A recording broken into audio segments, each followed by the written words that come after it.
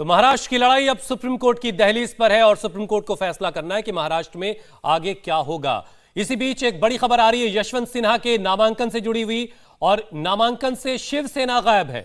सिन्हा की बात की जाए तो आज उन्होंने राष्ट्रपति पद के लिए अपना पर्चा भरा, नॉमिनेशन फाइल किया और इस नॉमिनेशन के दौरान शरद पवार नजर आए, लेकिन तस्वीर से शिवसेना के नेता पूरी तरह से गायब दिखे और इसीलिए इस तस्वीर की लगातार चर्चा की जा रही है। तो विपक्ष ने यशवंत सिन्हा को उम्मीदवार बनाया राष्ट्रपति पद का। शरद पवार इस नॉमिनेशन के दौरान उनके साथ नजर आए, लेकिन शिवसेना की तरफ से कोई नजर नहीं आया।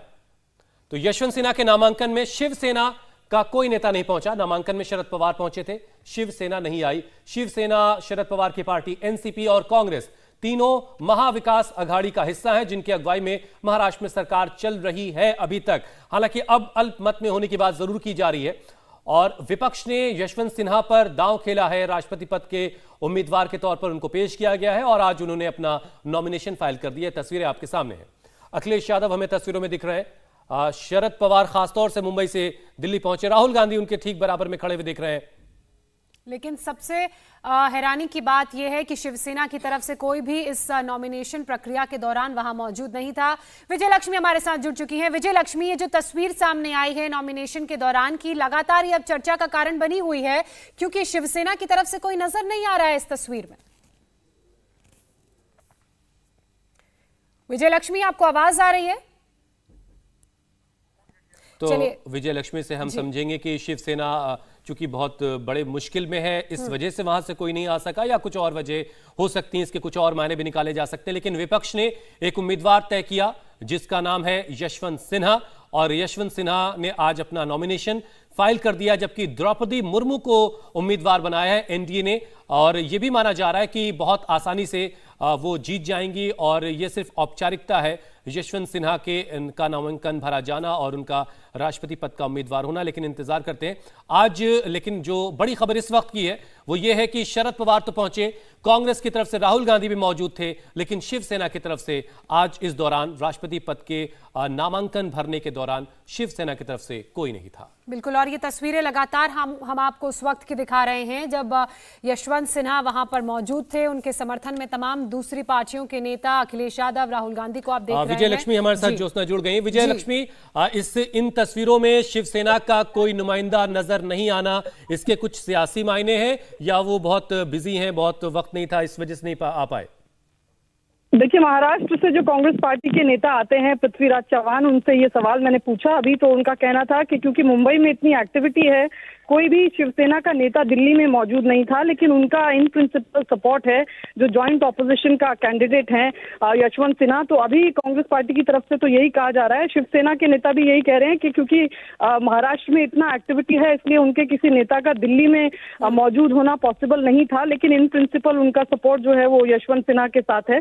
यही बात जो है वो शिवसेना की तरफ से की जा रही है। बहरहाल अभी जो नॉमिनेशन फाइल किया यशवंत सिन्हा ने, जो जॉइंट ऑपोजिशन के कैंडिडेट थे, 13 पार्टियों से ज्यादा पार्टियां जो हैं वो उनके नॉमिनेशन के दौरान मौजूद रही। उसमें NCP, TMC, RLD, Congress party और तमाम जो दल है लेफ्ट पार्टीज, ये तमाम दल जो है ये मौजूद रहे। और कहा यही जा रहा है जॉइंट ऑपोजिशन की तरफ से कि ये दो व्यक्तियों के बीच की लड़ाई नहीं है, ये दो आइडियाज, दो आइडियोलॉजीज के बीच की लड़ाई है। इसलिए जॉइंट ऑपोजिशन ने एक अपना कैंडिडेट, एक अपना उम्मीदवार इस बार के चुनाव में उतारा है। चलिए विजय लक्ष्मी, बहुत शुक्रिया आपका तमाम जानकारी के लिए। इसी बीच एक और बड़ी खबर आ रही है, उसका रुख कर लेते हैं। ईडी से वक्त मांगेंगे संजय राउत, ये जानकारी हमें मिल रही है। ईडी ने कल पूछताछ के लिए हालांकि संजय राउत को बुलाया था, लेकिन अब जानकारी जो मिल रही है उसके मुताबिक ईडी से और वक्त मांगेंगे। पात्रा चौल जमीन घोटाले में ईडी ने समन भेजा था और कल पेश होने के लिए कहा था।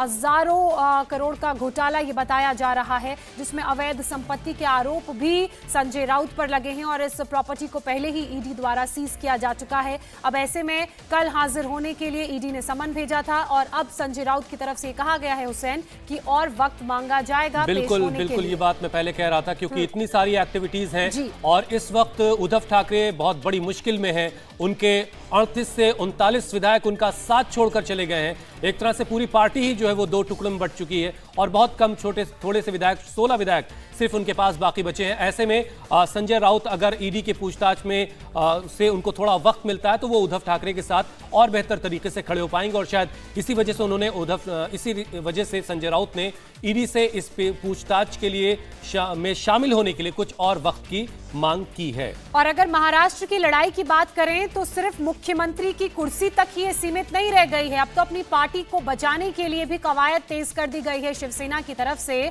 क्योंकि एक जो मेजॉरिटी का धड़ा है शिवसेना के कार्यकर्ताओं का, ऐसी खबरें सामने आ रही हैं, वो शिंदे गुट के साथ है और उसके शक्ति प्रदर्शन की तस्वीरें भी लगातार आप देख रहे हैं। अब ऐसे में पार्टी को बचाना, अपने कार्यकर्ताओं को मजबूत रखना, अपनी आइडियोलॉजी के साथ जोड़े रखना, जिसका आरोप लगातार शिंदे गुट शिवसेना पर लगा रहा है कि आप जो पार्टी की आइडियोलॉजी थी, जो बाला साहब ठाकरे की आइडियोलॉजी थी, उस आइडियोलॉजी के साथ नहीं चल रहे हैं और उन लोगों के साथ हैं जिनकी आइडियोलॉजी को कभी बाला साहब ठाकरे ने पसंद नहीं किया और इसीलिए लगातार कार्यकर्ताओं से मिलने की कवायद भी तेज है। हम पिछले 2 दिनों से उद्धव ठाकरे के बेटे को भी ग्राउंड जीरो पर देख रहे हैं, कार्यकर्ताओं से बात करते हुए देख रहे हैं। राजेश हमारे साथ जुड़ चुके हैं, सीधे राजेश का रुख कर लेते हैं।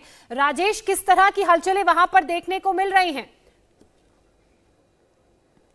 देखिए, महाराष्ट्र में इस वक्त सियासी हलचल बहुत तेज है प्राची, लगातार घटनाएं घट रही हैं और इसी क्रम में अब जो ईडी का समन है उससे भी एक तरीके से सियासी रंग दिया जा रहा है। हालांकि ये इन्वेस्टिगेशन काफी दिनों से चल रही थी, पत्राचौल को लेकर इन्वेस्टिगेशन थी।